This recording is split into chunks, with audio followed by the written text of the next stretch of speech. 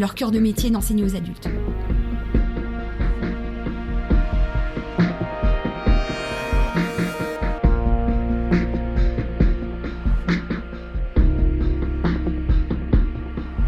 Tu bénéficies du programme Flamme, c'est ça. Est-ce que tu peux nous expliquer ce que c'est que le programme Flamme ?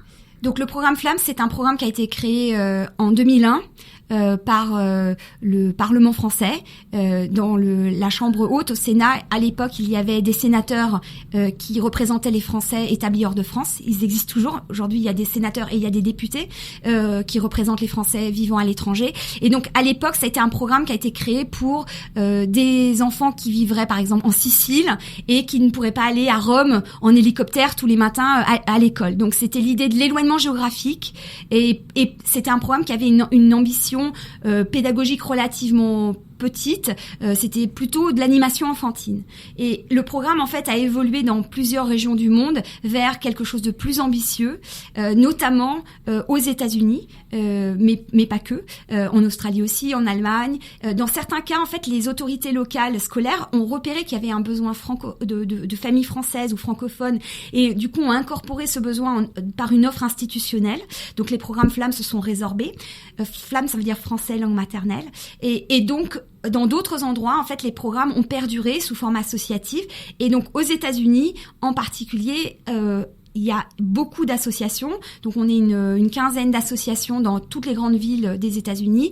Et on est toutes, grosso modo, montées sur le même modèle, qui est un modèle donc à temps partiel. Donc, soit le samedi matin, soit en semaine, 2 après-midi par semaine. Et donc, c'est un modèle d'after school avec une filière pour les enfants francophones et une filière FLE. Et les enfants, en fait, vont après l'école ou vont le samedi matin pour apprendre à écrire, apprendre à lire et apprendre les références culturelles avec d'autres petits amis du même âge. Alors, chacune de ces associations Flamme, aux États-Unis en tout cas, est construite sur le modèle d'une organisation à but non lucratif. Je bafouille. Et d'une organisation à but non lucratif, oui. Est-ce que tu peux nous parler un peu de cet univers-là et tu as créé, bien sûr, ta propre, ce qu'on appelle la non-profit aux États-Unis. Alors, moi, je l'ai créé à but non lucratif parce que philosophiquement, je pense que l'éducation doit être en dehors des forces du marché. C'est comme la santé, ça fait partie des besoins universels des hommes et des femmes. Ce qui est particulièrement intéressant dans les modèles, disons, de nos associations multiples aux États-Unis, c'est qu'en fait, c'est une initiative citoyenne pour répondre à un manque d'offres et donc les gens se sont pris en main et se sont structurés sous forme associative pour répondre à un besoin collectif avec une réponse collective qui est supérieure en fait à une réponse individuelle qui serait de type cours individuel, cours particulier. Donc là, quelle forme ça a pris pour EFBA ? Donc nous,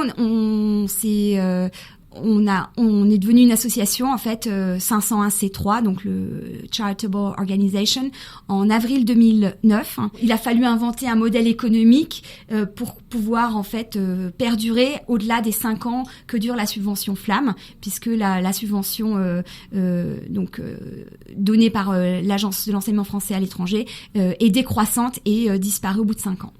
Et donc, il y a un conseil d'administration, il y a un conseil d'administration, donc, moi, en fait, je suis pas tombée complètement par hasard dans ce projet parce que évidemment je suis moi-même enfant d'exilés politiques ou d'immigrés en France. J'ai grandi dans une famille trilingue, donc c'est pas par hasard que c'est ce projet-là qui m'a touchée, qui a fait que je me suis engagée. Mais j'avais d'autres expériences associatives, notamment quand j'étais adolescente, et je me souvenais très bien que à SOS Racisme, puisque c'est là où j'ai fait mes classes et que le thème du racisme me touche aussi.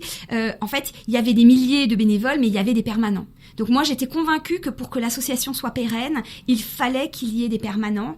Et j'ai tout de suite cherché à avoir un suffisamment de volume dans l'association en couvrant une région suffisamment vaste pour que justement on puisse embaucher des gens avec des salaires associatifs, mais néanmoins pour que ce soit ces personnes-là qui soient la colonne vertébrale de l'association. Et ensuite, ces personnes-là structurent des bénévoles qui organisent leur communauté dans les différentes villes. Mais il y a bien des permanents permanents qui sont en fait la base de l'association. Et ils sont francophones?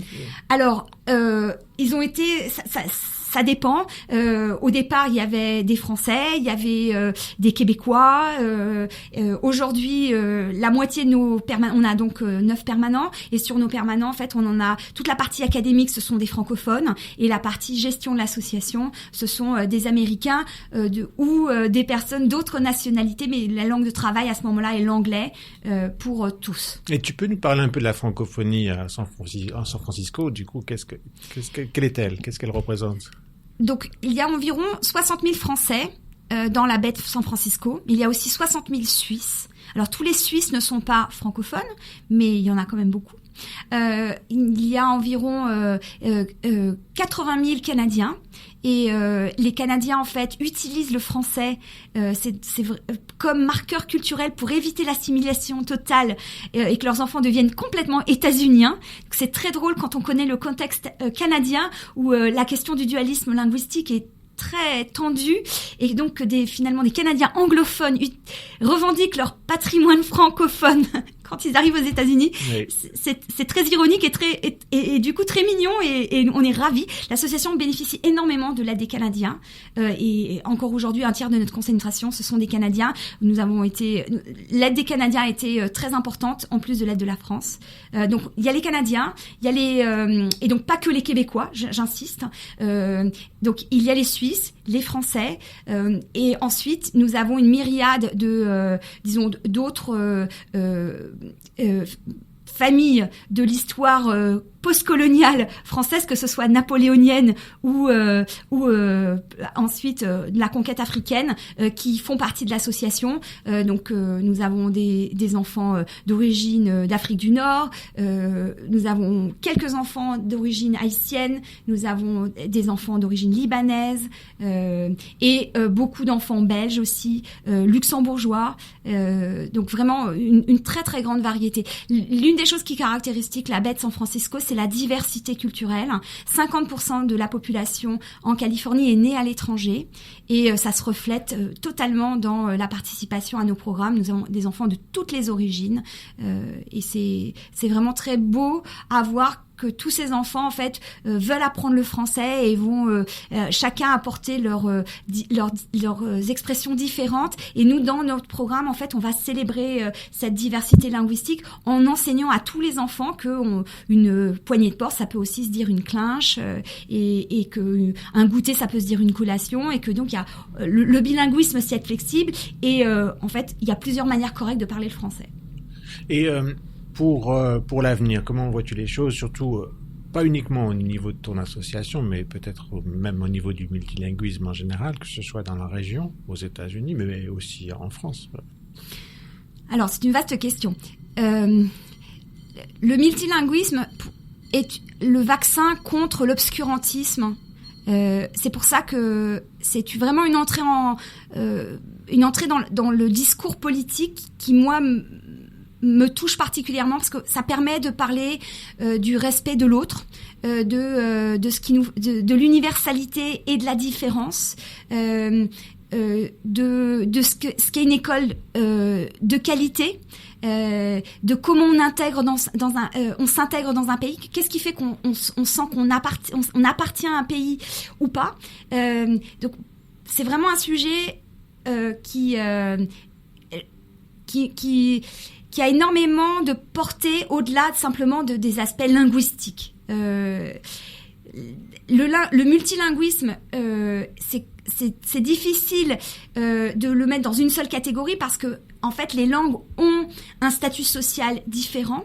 Donc quand on a une langue majoritaire et qu'il y a des langues minoritaires, toutes les langues minoritaires n'ont pas le même statut. Donc c'est certain, par exemple, que dans notre région, la baie de San Francisco, la région est très francophile, et quand vous parlez français à l'extérieur, vous allez avoir quelqu'un qui ne parle pas très bien français, mais qui sait dire quelques mots et qui va valider votre langue minoritaire en disant « Oh, vous avez un très joli accent, mademoiselle ». Et donc, dans ce contexte-là, le multilinguisme, en fait, il faut que les langues minoritaires à haut statut social aident les langues minoritaires de tout autre statut social pour que en fait on avance ensemble et que finalement tout le monde ait le droit de garder sa langue d'origine, ce qui n'est absolument pas un obstacle à s'intégrer, à réussir dans l'école publique du pays dans lequel on vit. Ça me paraît vraiment très très important. Et en vivant en Californie et quand je regarde la France, j'ai espoir en fait que les choses évoluent favorablement en France. La Californie en 2019, ça n'est pas la Californie de 1995. En 1995, en fait, la Californie disait aux immigrés latinos: Speak English, oubliez votre langue espagnole. Si vous voulez vous intégrer, effacez votre espagnol. Et c'était vraiment difficile en fait pour des familles qui en plus étaient en mode de survie de dire non en fait ma langue elle a de la valeur, il y a plein de prix Nobel qui ont écrit en espagnol, vous savez, il y a vraiment des œuvres exceptionnelles qui ont été écrites dans cette langue, je voudrais que mes enfants puissent lire ces œuvres et en plus de parler avec mes grands-parents ou avec leurs cousins et en fait 25 ans plus tard on voit bien que les choses ont évolué très favorablement. Alors les moyens n'y sont pas encore dans les écoles pour favoriser un développement à grande échelle. Par exemple, si on compare à l'Utah, la Californie est loin derrière, mais au moins la vision du multilinguisme a complètement changé et ça a été en 25 ans. Et donc on revient de loin en fait. Et donc quelque part j'espère que la France arrivera à faire cette évolution et cette révolution, notamment avec la langue arabe, qui si elle était invitée en fait dans les écoles publiques serait immédiatement normalisée et du coup beaucoup des craintes qu'on avait autour de l'espagnol et de ces immigrés latinos en Californie qui ne s'intégreraient jamais, qui seraient en proie aux gangs, etc., etc. Tous ces arguments se sont dilués et ont disparu et on pourrait espérer la même chose en France si on changeait de paradigme et qu'on se disait que le meilleur endroit pour apprendre la langue arabe pour les enfants d'immigrés, c'est l'école. Donc il faut une révolution bilingue en France, si je t'entends bien. Oui. Je pense que ça aiderait beaucoup tout le monde en fait. Ça n'aide pas que les enfants d'immigrés, ça change complètement le rapport qu'on a au monde et on n'a aucune raison d'avoir peur. La langue française est adorée dans le monde. Donc c'est pas parce qu'on va apprendre d'autres langues qu'on va devoir qu'on met en péril notre propre langue française. Très bien. Mais je vous remercie, cher ami. Merci beaucoup, Gabrielle, pour cette interview avec les cable cars de San Francisco en fond de notre interview. Merci beaucoup, Gabrielle. Merci aux auditeurs et merci à toi. Au revoir, Fabrice. Au revoir.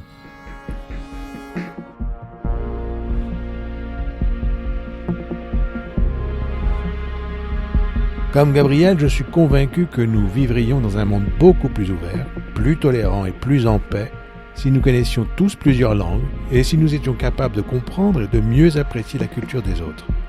C'est grâce à l'énergie et à la force de caractère d'une personnalité comme Gabrielle que des milliers d'enfants francophones peuvent aujourd'hui garder leur langue maternelle et à d'autres de devenir bilingues à San Francisco.